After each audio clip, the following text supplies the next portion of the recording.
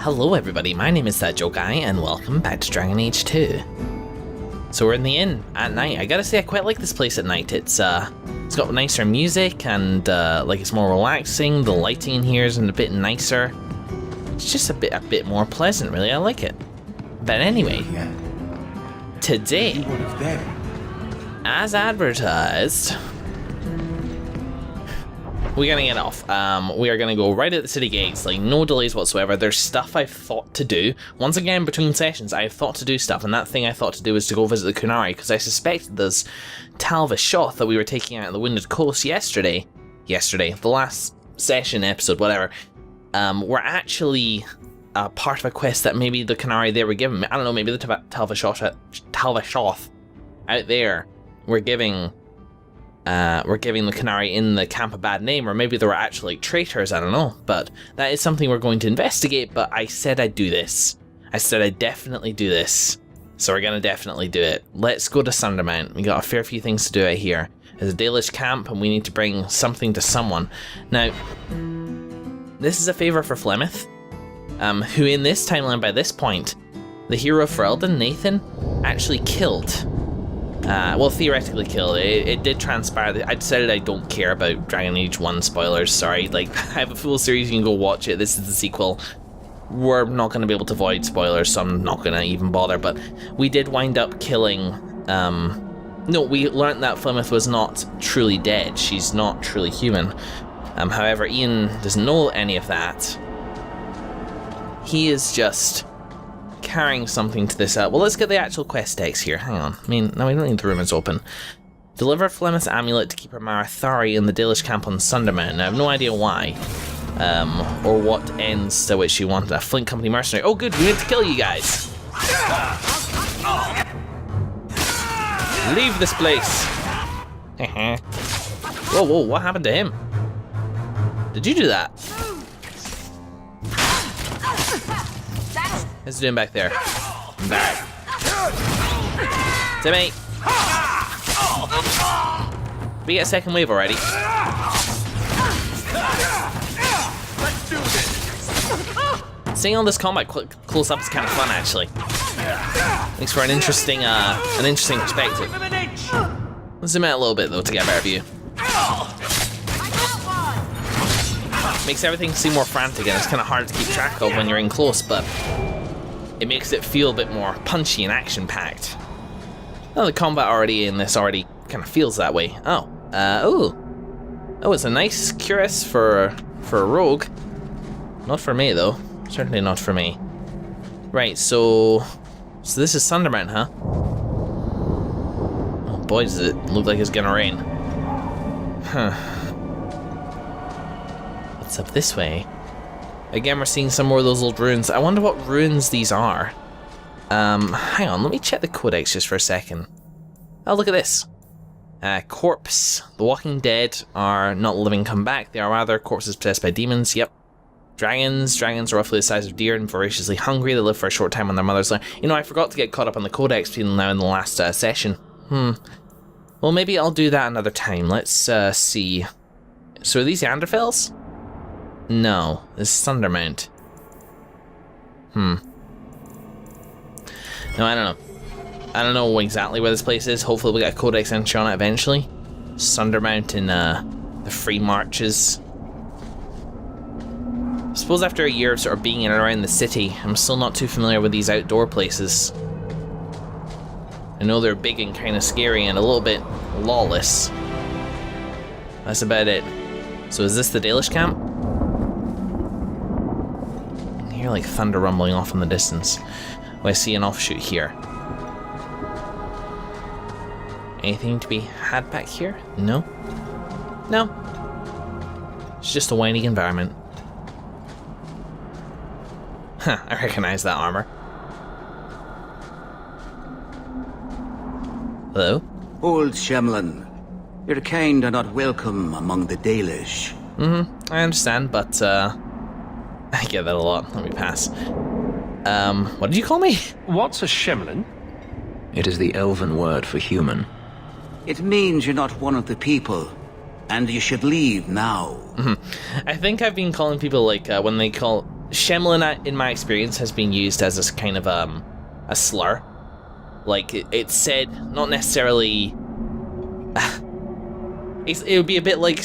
It's not like saying Welsh people, it's a bit more like saying Welsh people. You know, it's kind of like... It's said with a certain disgust most of the time, but maybe the word on its own isn't so bad. Tell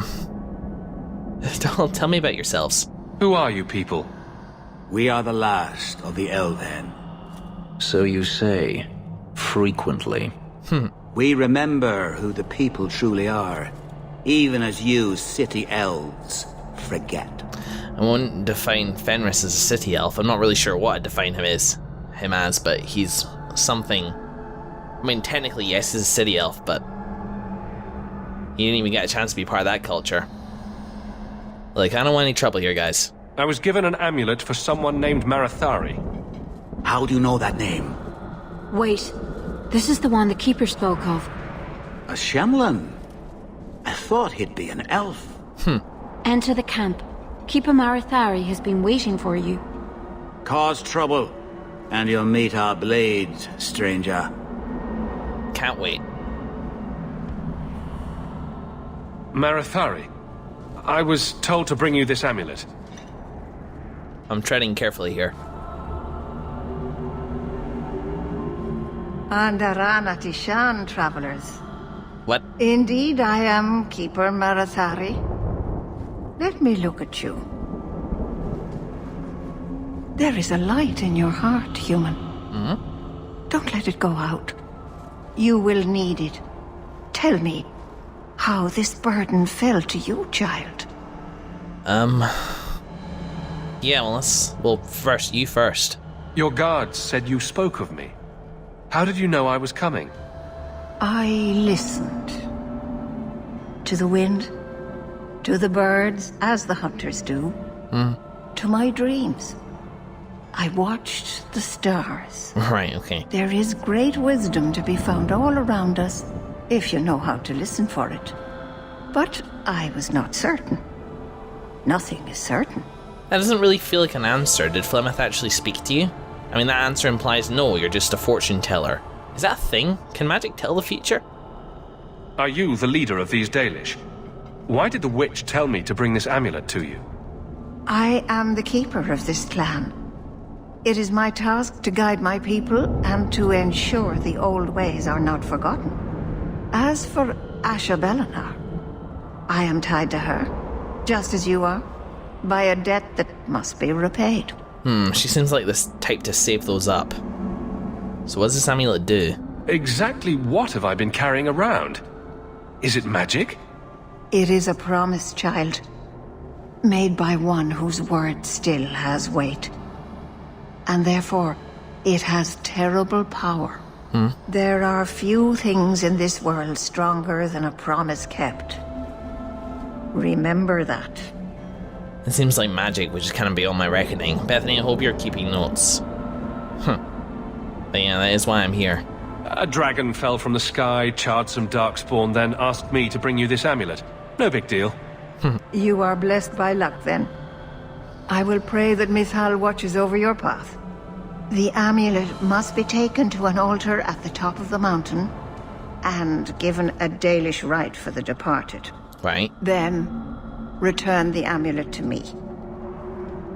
Do this and your debt will be repaid. Are you going to teach me this rite for the departed? I will send my first with you. She will see to it the ritual is done. And when it is complete, I must ask that you take her with you when you go. Wait, who is this? Who is your first? First of what? Your people would call her my apprentice, or heir. Meryl would have taken my place as keeper. But she has chosen a new path. Please, guide her safely from here. Is this part of what needs to be done? Or is this just, Or is this just a favor that you're asking? It is a strange request. That seems a little odd. It is her wish, and I must grant it. You will find Meryl waiting for you on the trail just up the mountain. Alright. Dareth Shiral. Is it my imagination? Or is Master Island's temper getting worse with time? It's not that much worse. There's a few things to have a look at around here. I had a little up though, so let's take full advantage of that. Constitution and cunning. My defense. What's my critical chance? That's my critical damage. Critical chance is 4%. I don't really need to pump that too hard. Let's get that up full. There. I know I said I'd pump a bit into damage last time, but a little bit of Constitution couldn't hurt. Let's balance it a little bit. Alright, so I get an ability now, and I actually haven't been planning ahead for this. I know what specialization I want to take. I want to take Templar. I think that would be interesting, like an interesting path for Iain to take. And Berserker and Reaver, this revels in like the joy of death a bit too much, and Berserker is a bit more enraged than I think Iain is kind of like tapping into. He's not a particularly sort of emotional character in that way, except once or twice where I've snapped at an NPC. So I need to make a decision about which one I want to do, and I'll be back with you in a moment once I have made that decision. You know, I do think I need to start leveling into this tree eventually. You know, the heavy defense thing is an area I do want to go down. It's just that none of these sort of like leap out at me is particularly cool, but I suppose it's a good idea to get these in because like together, having all this stuff I think would be really effective. I know there's a big thing about defense in this game that's a bit useless. But because it's smack dab in the middle of this tree there, I kind of need to get it eventually anyway. But for now I think I'm going to go with Stonewall and just add that. And just to sort of get a feel for how this works. So now everybody I attack, it's pretty cool. We can get more, Hala. Yeah, now everybody I attack then would be like plus with physical force, and plus I get like plus 50% damage resistance, so when I taunt, when I bring enemies all in on me, then I will be able to sort of push back against them a little bit stronger, so that'll be a combination worth doing. Oh, hello. Arlathan, Part 1. What is this? Before the ages were named or numbered, our people were glorious and eternal and never-changing. Like the great oak tree, they were constant in their traditions, strong in their roots and ever reaching for the sky. They felt no need to rush when life was endless. They worshipped their gods for months at a time. Decisions came after decades of debate, and an introduction could last for years. From time to time, our ancestors would drift into centuries-long slumber, but this was not death, for we knew they wandered the fade in their dreams. In those ages, our people called all the land Elfhenan, which in the old language means place of our people, and at the centre of the world stood the great city of Arlathan, a place of knowledge and debate, where the best of the ancient elves would go to trade knowledge, greet old friends, and settle disputes that had gone on for millennia.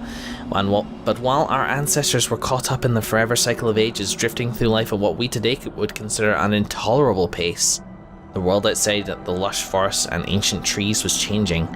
The humans first arrived from Parvon to the north, called Shemlin or Quicklings, by the ancients. The humans were pitiful creatures whose lives blinked by in an instant.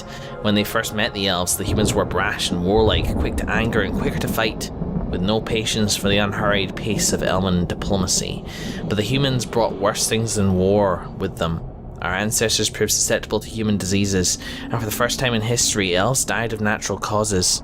What's more, those elves who spent time bartering and negotiating with humans found themselves aging, tainted by the humans' brash and impatient lives. Many believed that the ancient gods had judged them unworthy of their long lives and cast them down among the quicklings. Our ancestors came to look upon the humans as parasites, which I understand is similar to the way that humans see our people in the cities. The ancient elves immediately moved to close Elfhenan off from the humans, for fear that this quickening effect would crumble the civilization. I mean, that seems romanticized to me, like almost immediately. Don't hold the chisel like that. You'll cut off your thumb. Yes, Master Island. I wish you would. If either of us is likely to cut themselves, it's you. That's enough. More working, less talking. More talking to the main character, less talking with each other. I am Master Island, a crafter for this clan. Why are you so angry? Forced to stay so close to this Shemlin city, I've seen my share of outsiders pass through our camp.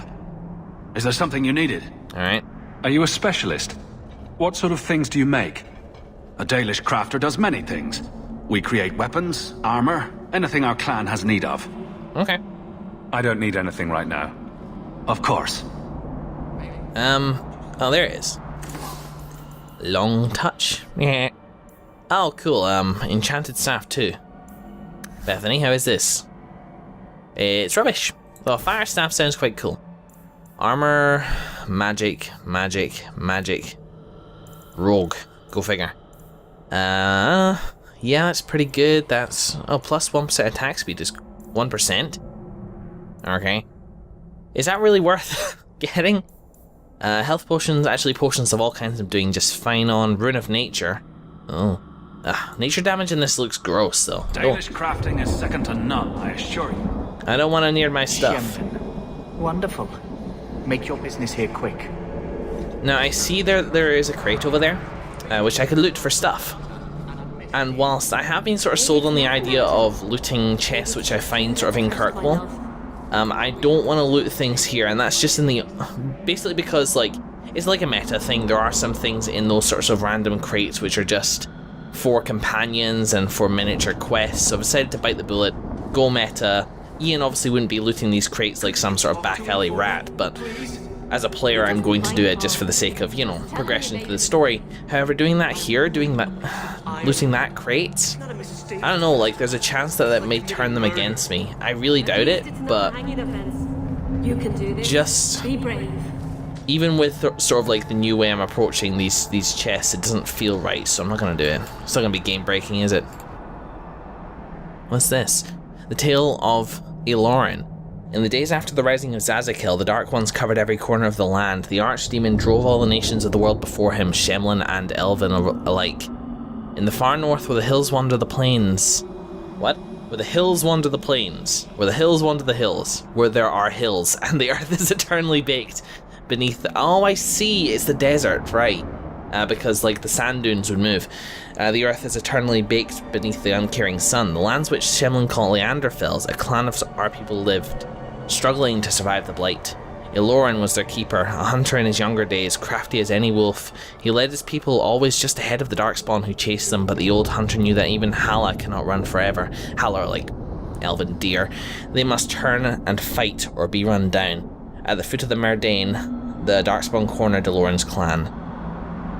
That night, the moon was strangled by clouds, the earth concealed by a dread mist that rose out of nowhere, so that the Elven could not tell up from down. In the confusion, the Darkspawn attacked, but Elorin had prepared for them. All around the camp, the hunters had strewn dry grass, brush, and brambles.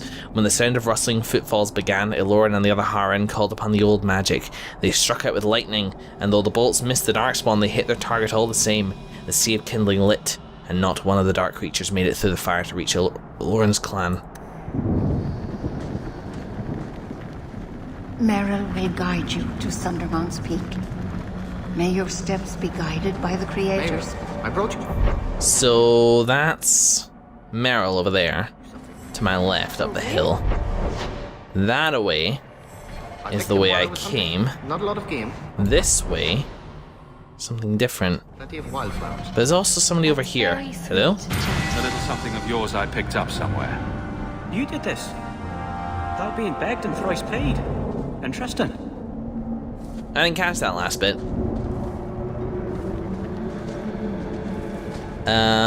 Geography of Thetis. Bounded to the west by the Amaranthian Ocean, to the west by Terrashan Forest and the Hunterhorn Mountains, to the south by the snowy wastes that lie beyond the Orkney, and to the north by Donark Forest. The word Thetis is Tevinter in origin, originally used to refer to lands that border the Imperium. As the Imperium lost its stranglehold and conquered nations, more and more lands became Thetis, until finally people applied the name to the entire continent. The northern part of Thetis is divided amongst the Anderfels, the Tevinter Imperium, Antiva and Ravane. With the islands held by the Canary just off the coast.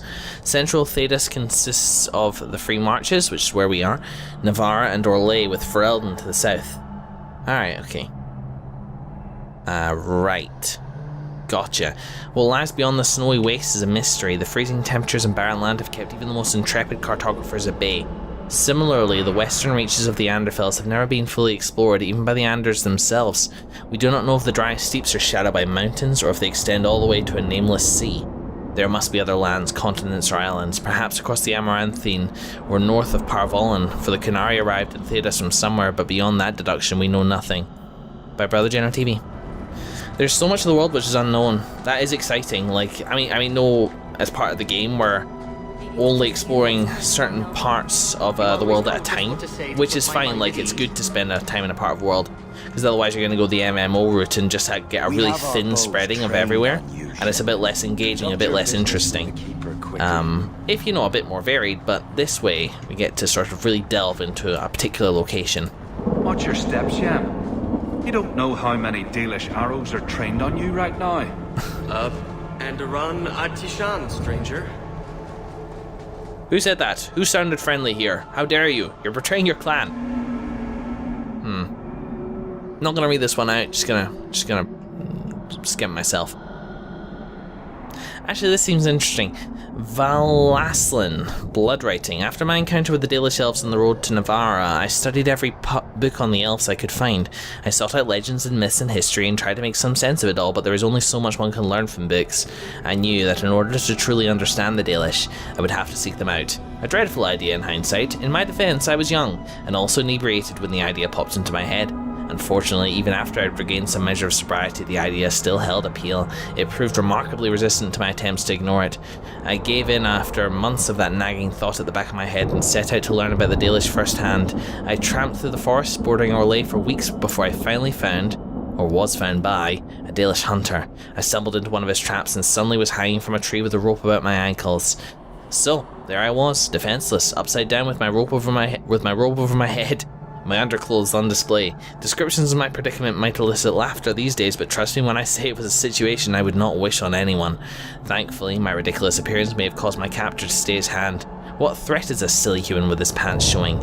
And so he sat, made a small fire, and began to skin the deer he'd caught. I soon mustered the courage to speak. I tried to assure him that I was not there to harm him, but he laughed at this and replied that if I were there to harm him, I had failed terribly. Eventually we got to talking, and when I say talking, I mean that I asked him questions, and occasionally he would deign to answer. He told me that, while some Dalish actively seek out human travellers to rob or frighten, most of his people would rather be left alone. He seemed to believe that punishing the humans for past actions only led to more violence. I asked him about the intricate tattoos on his face. He told me they were called Valaslan. Aha. Blood writing. His were symbols of Andruil the Huntress, one of the most highly revered elven goddesses. He said the Dalish mark themselves to stand out from humans and from those of their kin who have chosen to live under human rule. He said the reminded his people that they must never again surrender their beliefs. When he finished skinning the deer, he cut me down. By the time I had righted myself and conquered the dizziness of all the blood rushing out my head, he was gone. I do not recommend that my readers seek out the Dalish for themselves. I was very lucky to have met the man that I did and to have walked away from our meeting unscathed. Perhaps the Maker watches over those who seek knowledge with an open heart. I certainly would like to think so. And it's Brother Jenner TV again. The man who wants to know everything. Let's check out that left fork just briefly and then we'll head on up the mountain.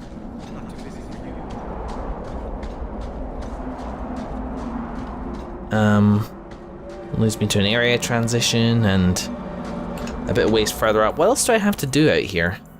I've got all that stuff. Ah yes. Oh, I've done it all. Return to the Chantry and tell Prince Sebastianville his family is avenged. Interesting. Secondary, main plot, rumors. There actually isn't anything else out here.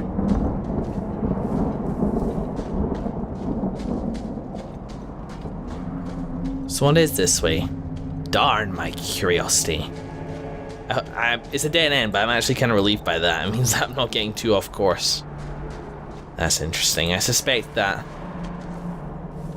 there's a quest meant to be here at some point or other. I really like this environment. It's really interesting. Clouds overhead. Luckily, being so nutty bald, its term, is means that I won't get my hair wet. Because all my hair is in my armor, except for my eyebrows. Don't think anybody's ever complained of wet eyebrows, though. Meryl, a new companion, it seems. What's your story? Who are you?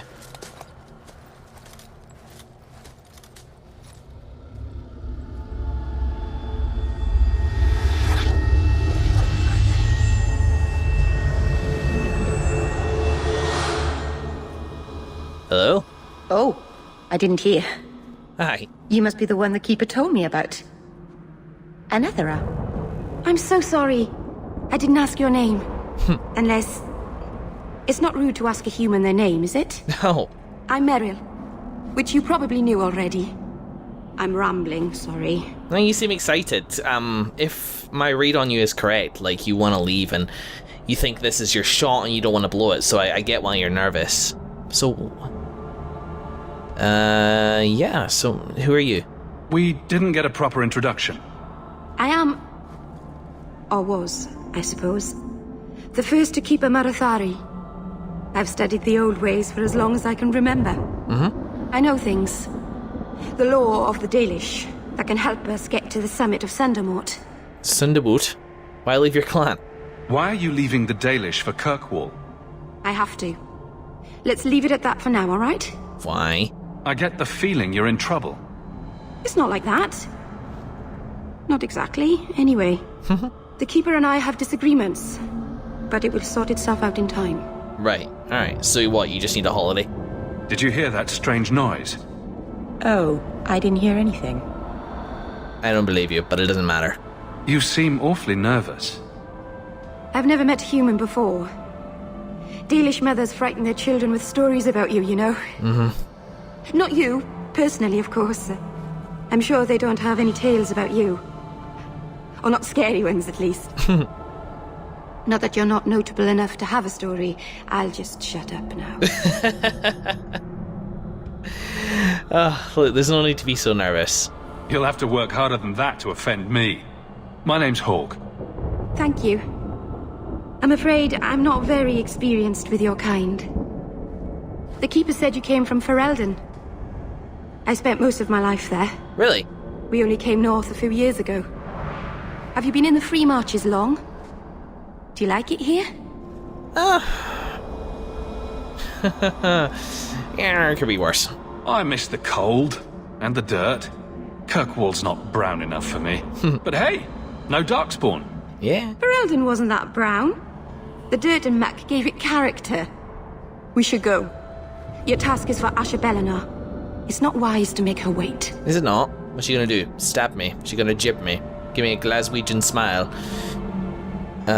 Is that it? Glasgow smile? I don't know. I don't do crime. Alright, so tell me about this rite. What do we have to do with the amulet? It's a funeral of sorts. I'll perform it when we get to the mountaintop. Right. Getting there is the tricky part. Our hunters haven't been able to reach the summit.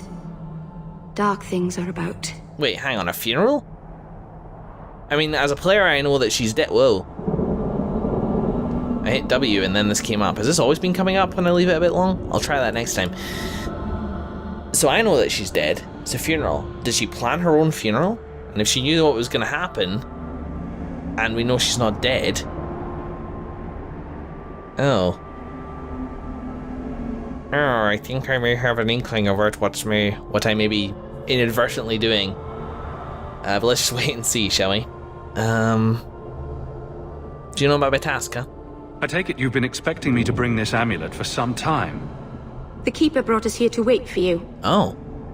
I don't know much more than that. I do know that you have Asha Belenar's amulet. And we must bring it to the altar on the mountaintop. Okay. Nothing more. God, I'm really sorry it took me a year to get here. It's been just procrastinating, doing my, wee year-long servitude thing. I suppose I didn't really have the option to come up here. Asha Belenar, so that's the name that she goes by with the Dalish, then. I forget if she called herself Flemeth in our presence. She certainly referred to herself as a Witch of the Wilds. Do you know the witch who sent me here? No, not personally. My people tell stories of her, though. You're very lucky. Most people who meet Asha Belenar wind up in little pieces, hanging from the trees. Lovely. Really? Okay, whatever, I'm ready to go. Let's get this over with.